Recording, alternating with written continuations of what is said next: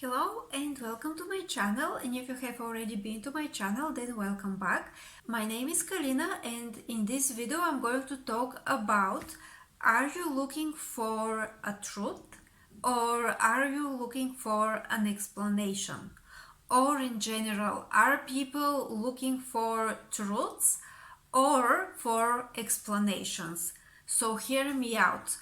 The way that people function is, before everything else, they need to understand the reality and the environment that they operate within. Because based on that, they're making their decisions, especially if it is about long-term decisions. They're creating their communication strategies and their relationships. They're creating their whole identities, and they're forming their full personalities based on what they know about the world and the environment around them and the community or the full society that they exist within, right? So it sounds like they're looking for truths. They're actually looking for truths. But the thing is that very often people are not necessarily looking for truths. They're looking for explanations. And explanation, even the most logical explanation, is different than the truth. And it doesn't mean that a logical explanation cannot be true, but it still means that when we say the truth, that is different than the easiest and the simplest logical explanation. Those are two different concepts, okay? So why are people looking for explanations? Especially the simplest, the easiest, the closest to you logical explanation. This is because our brain, our mind, our nervous system, and everything that is adjusted to orient us throughout the world has one major function, which is to help us survive. So it is really a protective function. It is to keep us safe. And usually the safest thing is really the easiest explanation. The one explanation that fits your whole narrative, that fits the idea of the reality that you have already had by now, or that fits the reality that everybody else believe in, because that's how you fit in within the society, and because people are social creatures, like humans. Since the tribal times, we were surviving because we were in a tribe. It would be rare when a human can survive on their own, right? So the survival instinct is really to fit in with the tribe, right? So very often what we're looking for, and by the way, I'm including myself because I'm still a human, right? I mean, even for the people, me and other people that start understanding those things, we are still, our minds and our brains are still working this kind of way. So I can get into this trap too, and anyone that listens right now, you can also get into this trap, because we are humans. But the thing is that when you truly understand this, you can actually start looking for truths. But that is a little harder. That is, you need to go beyond survival, right? So why are people looking for the explanation? Because the explanation is easy to access. The simplest explanation and the most logical is really comfortable. It gives you convenience. Now you know what this is all about, right? But that is not necessarily truth. And the truth can be not only challenging, the truth can be very inconvenient. The truth sometimes can be scary, and if you get into certain truths, they can get your whole reality crumble. Because now, when you know this one truth and you are now sure that this is the truth, what does it mean about a lot of other things that you have accepted as truths? But in relation to this one truth, now they don't really seem so logical, right? So people's minds basically want to protect us. So if we completely have no idea and we can't explain things to ourselves, then we're scared. But now, when we start looking for actual truths that are beyond the simplest, the most logical explanation, that are actual truths, like like that's how it is, that's knowing, right? Now that's also scary sometimes. So the safest zone for a human being, for a human mind, the safest zone is pretty much the most logical explanation that they will accept as the truth, and they will form a belief based on it. So people are very often acting on their beliefs, because when you have a belief, that means that your mind and your whole consciousness has accepted this fact as the truth, or this concept as the truth, right?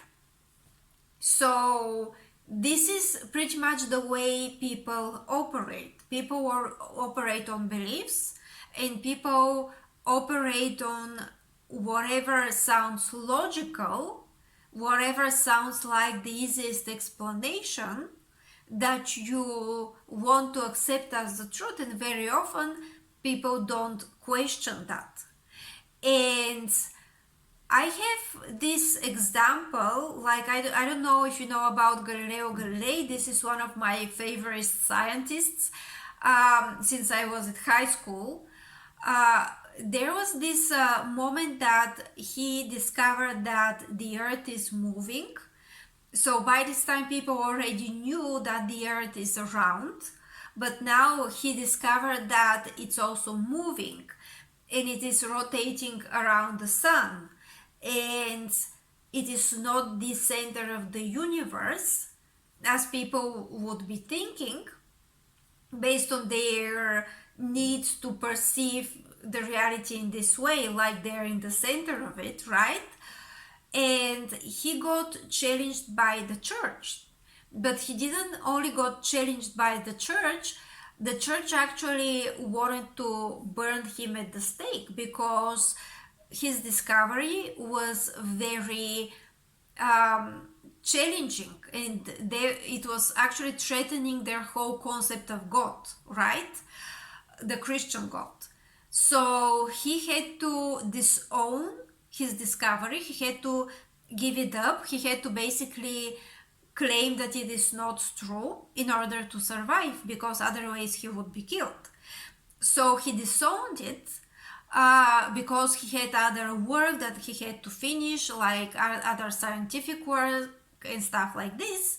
But then he said this famous phrase, and by the way, this phrase, it is still kind of, there's like a question if he truly said it, but let's just assume that he said it for the purposes of this video. Yes, we're gonna assume that this is the truth basically, but I actually also have a belief that this is the truth, right? So basically he said, and yet it moves about the earth. Okay, so regardless of what the church believes, and regardless of the fact that he has to publicly disown his discovery and say that it is not true, and yet it moves, means that this truth, whatever the truth is, in this case, and yet it moves, is the truth. It exists beyond humanity, beyond the human perception, and beyond what people believe is the reality, right? Because the truth kind of exists beyond all of that. So regardless of if we know the truth or if we don't know the truth exists, and I would even say functions as the truth, right? Because we are operating basically on our beliefs, on what we believe is the truth. Okay, so how this is related to the way our society is formed, the way that our reality today is formed. Well, a lot of people who are rulers and leaders and governments and even like large corporations, what they were doing, and again this is where the PR applies, the PR techniques. What they were doing was that they would try to influence people's beliefs. They would try to influence what people perceive as the reality. And for large corporations, they would influence their different publics, like not only the medias, but also their employees, their future clients. If it is a government, they would influence the citizens, right? But they will have this influence in a way that it will shape people's beliefs, basically, because this is what they call programming. So they will influence what people believe to be the truth, and the people's minds, people's consciousness, it would be adjusted to look for the most logical explanation, and very often a lot of people wouldn't even question it because it sounds logical. There is an explanation, so okay, there is this explanation, I'm going to accept that this explanation is the truth and I will just move on with my life. But when they move on with their life, because they have this formed belief, that's what their actions and their full life basically becomes adjusted to. So when you have a large corporation, then you can really influence your employees that have to work for your company, and you create some company policies, and then you create this belief that this is the way that things are, right? Because there was this industrial revolution when people just started working in factories. So what became the norm was that a person would go from their home to a factory to work within.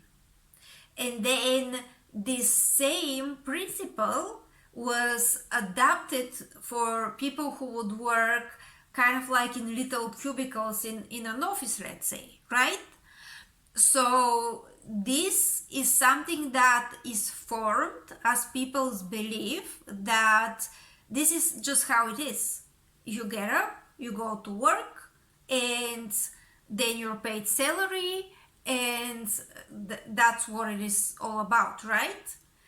However, people didn't really question if that should be the reality, if that is truly the reality, because before those large corporations and factories existed, how would people live? How would they live? They would probably have, let's say, one family farm or some land that they are working, or they would have some kind of like crafts that they're doing, something that they produce and they would sell. So there wouldn't be like large corporations, there would be like people just having something that's like an equivalent of a private business, right? But at some point that was kind of shifted into a different reality, and then people were kind of convinced that this is the reality, this is how it should be. And right now, I think especially with the internet and the AI sphere and everything else, what is happening is there is a shift again, like how things should be and what should be the norm. And again, I'm only talking about professionally because I want to keep this channel professional, but it's the same for a lot of other spheres of life, right? People just accept that something is the truth, that's their belief, that that's how it should be, or that that's how things are and it is what it is. But then when they gather a little more information, they gain a little knowledge, they start challenging the truths that they know, they're seeking for the actual truth, things start shifting, things start changing. And very often it is scary, but it is the way people really grow. And it is the way people really become more or less free. And it's the way people really create in a way that is free, right? But not in a bad way, not in a bad negative way, not in a way that they cause destruction or they harm others. That's not what I mean.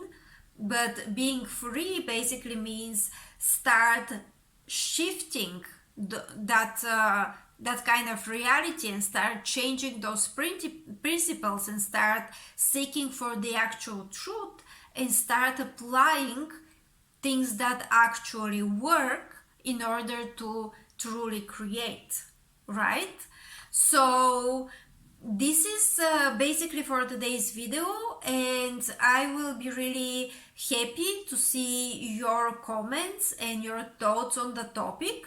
Are you catching yourself just looking for explanation, or are you somebody who is actually looking for the truth? And how do you apply the truth in a way that it actually benefits your life in a positive way? And how do you contribute for your community or for the world by applying this actual truth? I'm very interested to understand this, so if you want to, you can just write to me in the comment section. Also, you can like and share this video, and you can subscribe for my channel, and I'm going to put a link below to my website so that you can see who I am and what I'm doing. Thank you very much and have a great day.